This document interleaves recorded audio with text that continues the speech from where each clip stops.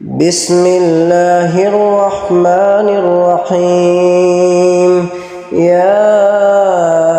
أيها المزمل قم الليل إلا قليلا نصفه أو انقص منه قليلا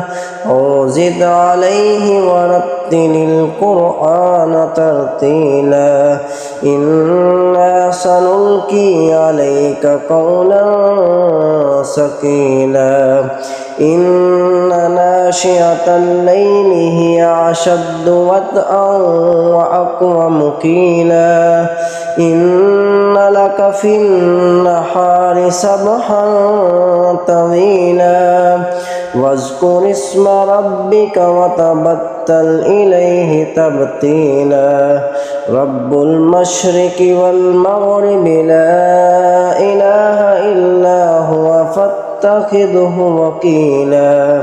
واصبر على ما يقولون واهجرهم هجرا جميلا وذرني والمكذبين أولي النعمة ومهلهم قليلا إنا لدينا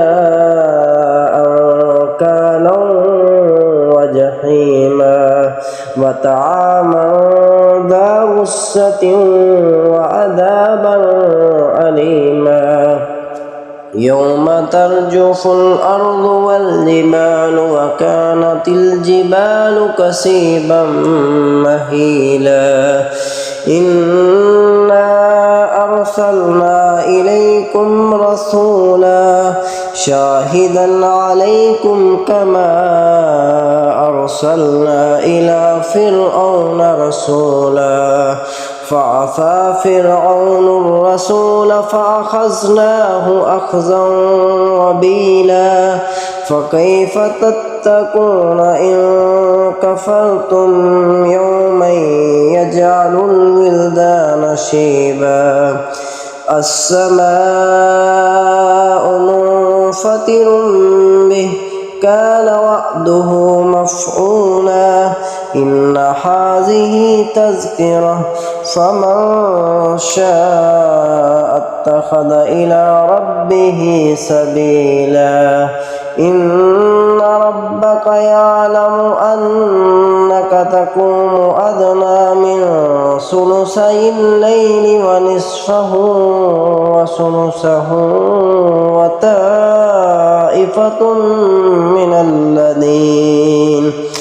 وطائفة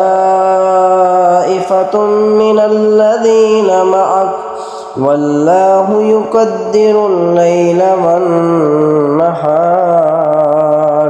علم أن لن تحصوه فتاب عليكم فاقرؤوا ما تيسر من القرآن علم أن سيكون منكم مرضى وآخرون يضربون في الأرض يبتغون من فضل الله وآخرون يقاتلون في سبيل الله فاقرؤوا ما تيسر منه وأقيموا الصلاة وآتوا الزكاة وأقرضوا الله قرضا حسنا وما تقدموا لأنفسكم من خير تجدوه عند الله هو خيرا وأعظم أجرا واستغفروا الله إن